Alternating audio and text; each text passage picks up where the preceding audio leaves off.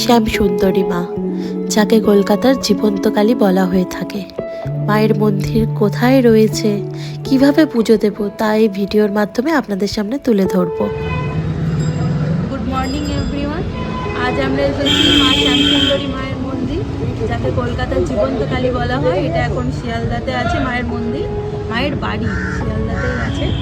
তো আজকের দিনটা খুব স্পেশাল। আমার বর শুভজিতের আজকে জন্মদিন। তো জন্মদিনের দিন মায়ের দর্শন, মায়ের ভোগ পাওয়া এবং পুজো দিতে পাওয়া ভাগ্যের ব্যাপার, সেটা আমরা আজ পেরেছি, এটাই অনেক বড়।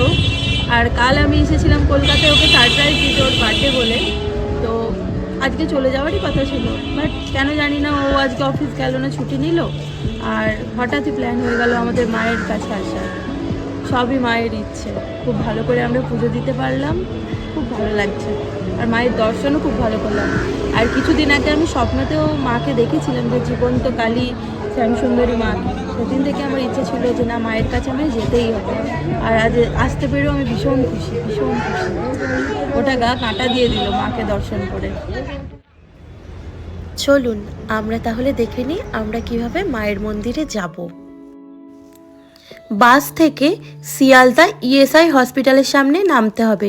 ওই যে দেখা যাচ্ছে ইএসআই হসপিটাল, তারপর রাস্তাটা ক্রস করতে হবে এবং ক্রস করে এই সোজা 400 মিটার গেলেই মায়ের মন্দির।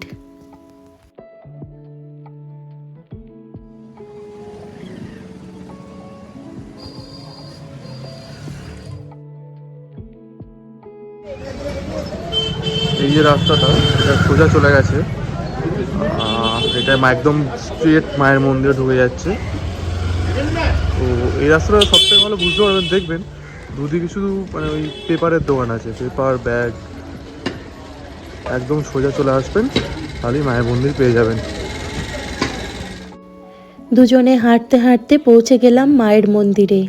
শ্যামসুন্দরী মা, যাকে কলকাতার জীবন্ত কালী বলা হয়ে থাকে। মায়ের মন্দিরের সামনেই ছিল ডালার দোকান, সেখান থেকে আমরা পুজো দেওয়ার জন্য ডালা নিয়ে নিয়েছিলাম। এখানে মাকে 5 বছরের বাচ্চা রূপে পুজো করা হয়। ডালার প্রধান সামগ্রী হলো 1 মুঠো চাল আর পাকা কলা। এছাড়াও একটা বাচ্চা যা যা ভালোবাসে তাই দিয়ে আপনারা পুজো দিতে পারেন।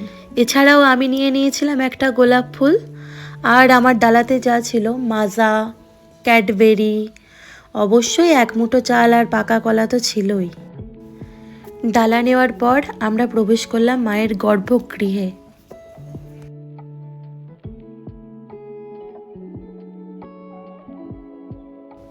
মায়ের এক ভক্ত নিজের হাতে এঁকে মাকে এই ছবিটি দিয়েছেন, সেটি মায়ের মন্দিরে রাখা রয়েছে। আস্তে আস্তে লাইন দিয়ে মায়ের গর্ভগৃহের দিকে সকলে এগিয়ে যাচ্ছি।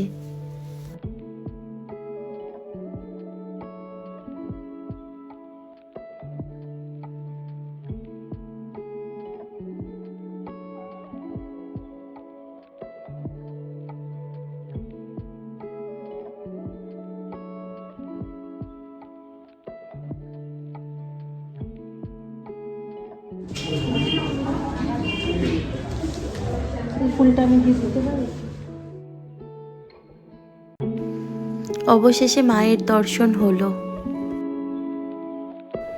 প্রতিটি অমাবস্যায় মায়ের পুজো অন্ধকারে হয়, শুধুমাত্র ঘিয়ের প্রদীপ জ্বলে এবং মা বসে আছেন নববিগ্রহের বেদির ওপর।